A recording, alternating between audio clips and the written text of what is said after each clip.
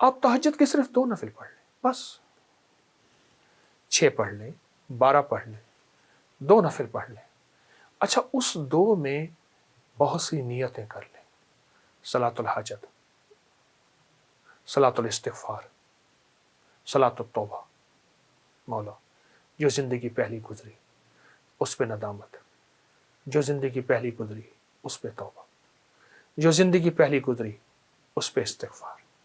تو شہنشاہ ہے، تو کریم ہے۔ تہجد تو ویسے ہے، تہجد تو ویسے ہے، اس کو صلاۃ الحاجت اور صلاۃ التوبہ اور صلاۃ الاستغفار۔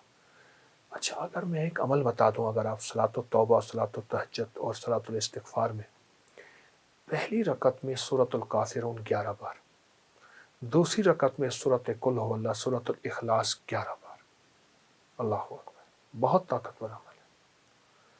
فرمایا جو بندہ تہجد کے وقت نفل پڑھے، رمضان میں بھی اور غیر رمضان میں بھی، رمضان کے بعد بھی، جو یہ نفل پڑھے اور اس نفل کے پڑھنے میں، نفل پڑھے اور اس نفل کے پڑھنے میں، یہ نفل میں سورۃ الکافرون اس میں شامل کرے، پہلی رکعت میں 11 اور سورۃ قل هو اللہ پہلی رکعت میں 11، اور اللہ جل شانہ کو ان 2 صورتوں کا وسیلہ دے کے دعا کہے اور جو مانگے اللہ تعالیٰ فرماتے ہیں۔ حتیٰ کہ یہاں تک کہہ کے فرمایا کہ یہ نیت کرے کہ یا اللہ دائیں ہاتھ میں سورۃ الکافرون اور بائیں ہاتھ میں سورۃ اخلاص کے نقش لکھے ہوئے ہیں اور لکھی ہوئی صورت، اور میں تجھے ان 2 صورتوں کا واسطہ دیتا ہوں کہ مولا میرے اندر پاکی نہیں، میرے اندر معصومیت نہیں، میرے اندر خطائیں ہی خطائیں ہیں، تو پاک ہے، تیرا کلام پاک ہے، تو مطہر طاہر ہے، اور میرا مولا تیرا کلام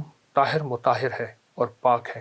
اے اللہ اس کلام کے صدقے میں مجھے یہ مراد عطا فرما، میری یہ مشکل حل فرما، میری یہ پریشانی دور فرما۔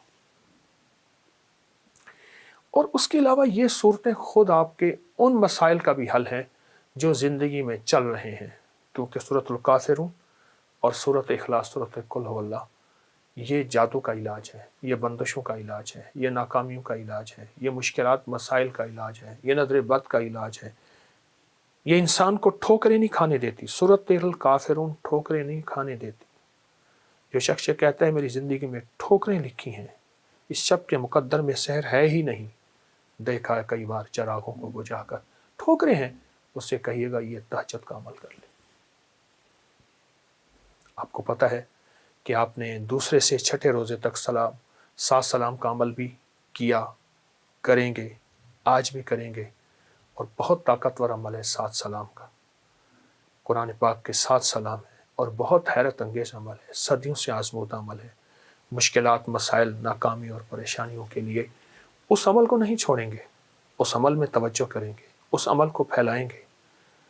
وہ عمل تو انشاءاللہ آپ کر رہے ہیں 7 سلام کا، اور یقیناً اس میں برکت اور خیر ہے، یقیناً اس میں راحت اور رحمت ہے، یقیناً اس میں عطا آپ لے چکے ہیں۔ آج کے چوتھے روزے میں آپ لے چکے ہیں، اور 7 سلام کا عمل آپ کو علم ہے، آپ نے دوسرے روزے سے شروع کیا تھا، اور چھٹے روزے تک انشاءاللہ یہ چلے گا۔ لیکن ساتھ یہ جو نفل میں نے بتائے ہیں نا، یہ دونوں نفل بہت کمال نفل ہے، انسان کو ٹھوکروں سے بچاتے ہیں، مشکلوں سے بچاتے ہیں، ناکامیوں سے بچاتے ہیں۔ پھر اللہ کو اللہ کے کلام کا واسطہ دیں گے کہ مولا میں تو کچھ نہیں، نہ میں سنی نہ دولت پلے، کیوں کر یار مناواں ہوں، اے دکھ سنو ہر دم روسی، روندی ہی مر جاواں ہوں۔ اللہ کو اللہ کی کلام کا واسطہ دیں، بڑا شہنشاہ کریم ہے، قبول کرتا ہے۔ سوچیں، رب ہو، سورۃ الکافرون، سورۃ اخلاص ہو، تہجد کا وقت ہو، نفل ہوں، سجدے ہوں، اور پھر سحری کا وقت ہو، اور رمضان کی رات ہو جس میں ہر رات میں فرشتے کہتے ہیں ہے کوئی مانگنے والا، ہے کوئی چاہنے والا، ہے کوئی لینے والا۔